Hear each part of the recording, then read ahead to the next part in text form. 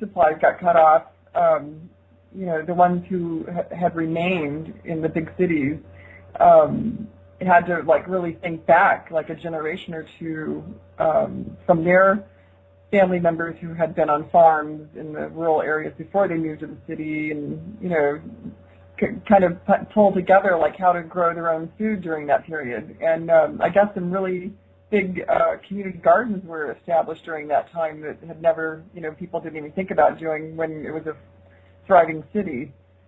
So, it kind of just forced them into figuring out how to grow their own food. So I think, we can kind of hum along in our industrial ways and not really worry about how we're getting our food because it's being delivered to us so easily. And then when it's cut off, we have to dig a little deeper into our collective resources and figure out how to, make sure that we can feed ourselves. So then we end up, not relying so heavily on those systems.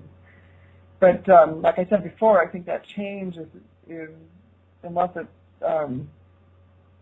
a dire situation where you're going to have to do it to survive, it's not usually going to happen very easily. And the only other way it happens is on the other extreme, especially here in the United States, where there's this whole romanticism about growing your own food. And those are typically, because I lived up in Northern California the last 5 years in an agricultural area, and a majority of what was going on up there were basically wealthy people who were farming as a form of entertainment, essentially.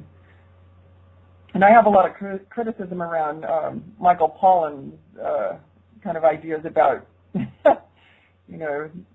hunting your own food and all that stuff, because I don't know.